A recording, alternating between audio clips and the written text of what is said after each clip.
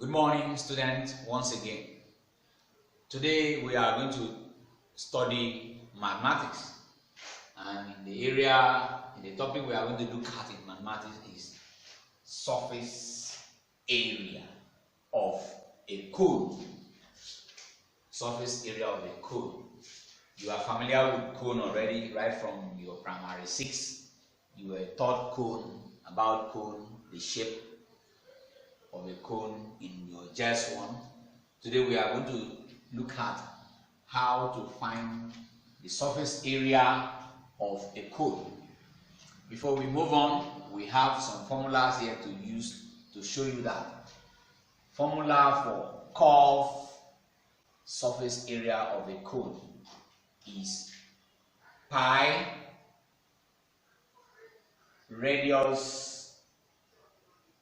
times slant height. All those ones we are going to find them out. Pi radius times slant height. We'll look at that. We are also going to look at, after that we'll look at formula for meaning total surface area. For total surface area of a cone. That one is given as pi radius times slant height plus pi again radius square. So don't forget, we'll be using that one to solve it. Where r is the radius of the base. Where r is the radius of the base, and L, small l, which is slant height, is slant height there. Don't forget slant height of the cone when we see. Now let us look at it in the formula, in the main structure of a cone. This other height, this other side is the slant height we are talking about, represented by small l. Whereas this one is the vertical height. So don't forget. So you can say there are two heights in a cone. The other one is the slant height. Which one is the slant height? While this one is the vertical height. Then base radius. Why we call it base radius, you will soon know. Base radius of that cone is r, where r is the radius of the cone. So we look at it from there. You hear radius, you can recall you were taught area with circle in your JS 1. So we are going to bring it back. That's when you were taught about radius and diameter, circumference of a circle, all of them. Don't forget. So now, in order to really go into it in real sense, we have to use example, because if you don't use example, you don't really have a clear knowledge of what we are doing. Example 1. A cone has a base of radius 5 centimeters and a height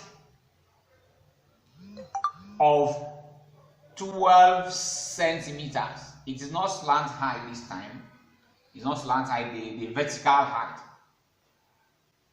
12 centimeters. Now the question is, calculate A, its slant height. This is interesting. B, its total surface area. But this time around, for now, they say leave the answer in terms of pi. So it means you have to leave the answer in terms of pi if pi is involved. Leave the answer in terms of pi if pi is involved. So that is it. We have to take time and look at solution. Find the slant height by using Pythagoras first. Now let's continue. You were taught Pythagoras some weeks ago. Now let's continue with that. We sketch the cone again here over the solution. we sketch the code. Let me make it proper. We sketch the code.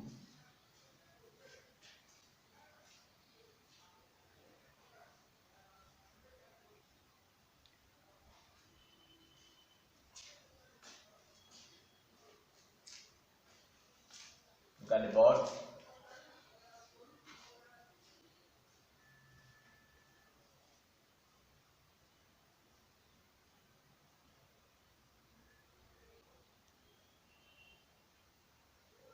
That code is not well sketched. Let me take time and sketch it so that you too appreciate it well.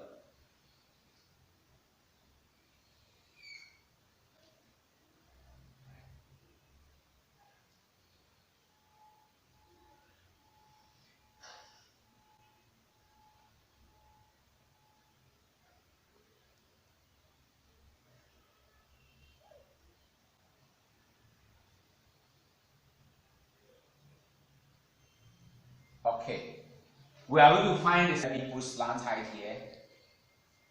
It's not given yet. We don't know that. That's what we are going to look for. While the base radius, not the diameter. If it were diameter, it would have reached a radius of the base is 5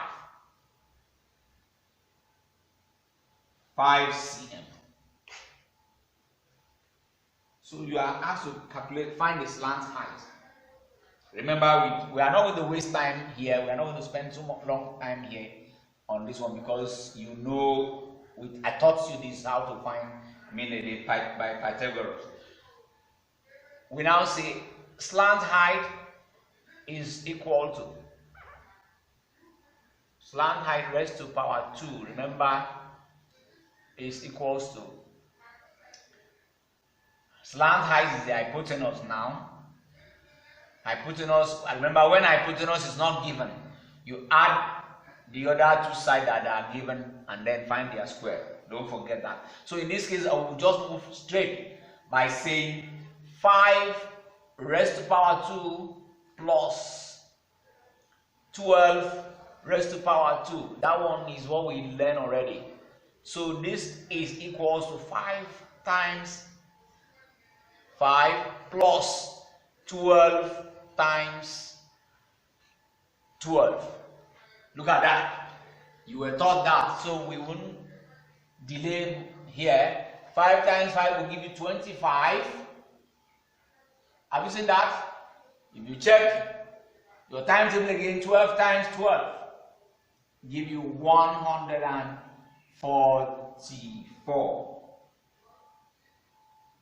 So in that case, we continue. 25 plus 144 is what we are doing. That will give you 169. So your slant height, which was this way, equals to, you allow the L to stand by itself, 169. So when you allow L to stand by itself, you use these two, you normally say use the 2 to form the square root sign. We can now say L by yourself, stand alone. Now use these 2 to build a square root sign for 169. The number that when you multiply it by itself, when you multiply the number by itself, it will give you 169. That number is what? And the square root there is equals to, that is, slant height is equals to 13 centimeters. So you have found the slant height of this cone to be 13 cm. That is just that. That's that. You don't need to bother yourself so much. You were taught this. Now let's go to B, the B aspect of the question. You have to find the total surface area. Leave the answer in terms of pi, that one too is as simple as ABC. You know it. Now we have a formula for that already, which you know. The formula is here. Don't forget the formula is here. Now let's continue. Stating the formula, which you know already, we have it as total surface area. Total surface area. Total surface area. I will call it TSA. TSA is equals to pi.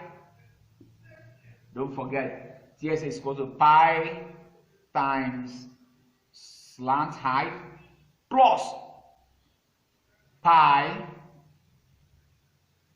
times radius raised to power 2. That is how to find that's the formula for that. So let's see where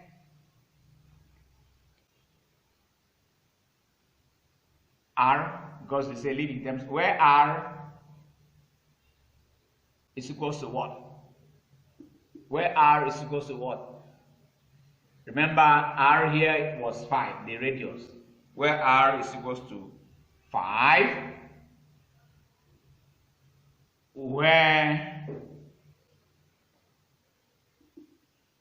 slant height is equals to 13. We just calculated that slant height to be 13. Slant height is 13 cm. This is interesting. So what do we do now? Look at the board, everybody.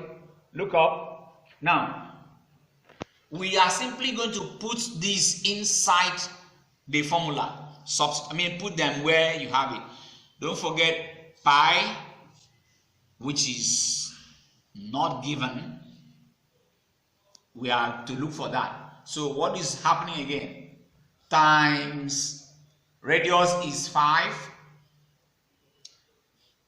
times slant height. Look at slant height is 13 cm. Sorry, I didn't put cm, but just bear in mind that there's cm there. Plus, look at the formula here, pi again times radius. This is the radius here. Look at the diagram again. Don't forget the radius, which we have said radius is 5 cm. So raised to power 2. Raised to power 2. So if it is raised to power 2, it's going to be 5 times 5. This is okay. In this case, you have it to be 13, or 5 times 13 will give you 65 pi. Sorry, let me do it the way so that it will be. Look at the board. Don't just 65 pi plus 5 times 5 is 25, so you can say 25 pi. So if you add 65 to 25, it will give you 90. Since they say leave, look at the question again. Leave the answer in terms of pi. So because pi was not given, so you will only stop there. 90 pi centimeters. That is the answer to the question. You have been able to find the total surface area, TSA, of this school, and leaving your answer in terms of pi. So look at it again, and then let us progress into another example so that we can know more. We are going to work so many examples today. Now, so we are looking at example 2. Example 2 here say, this one will take time and explain that one.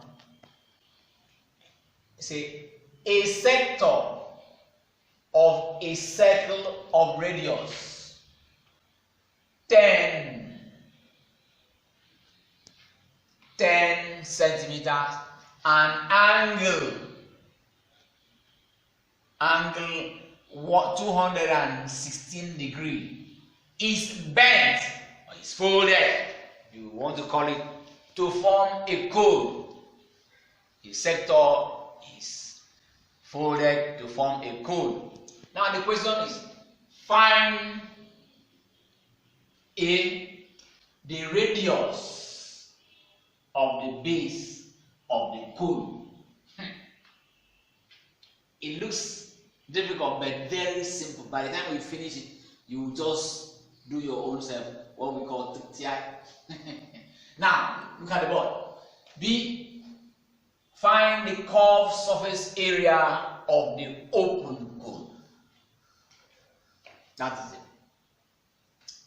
I don't want to go too far, to take it too far. Now they say, let the radius of the base of the cone be R. There's a formula I want us to derive, but if after deriving the formula, it's just a question of you. From there, we'll just know. We'll spend time a little to derive the formula so that you will know what we are talking about. This is the formula. This is the formula. Look at it here. How to find the radius. When, look at the code, this thing here too. The sector of the circle. This is the sector. It's not a complete circle. It's a sector. They say the radius of this circle is 10 cm, and then the other side of it, the sector, I mean the degree, is 216. So we are going to take time and study it in this very example. So what we are going to do is study the formula very well, because I'm going to show you how we derive to reduce this formula to a very small thing. So take a break as we come back and handle this particular one.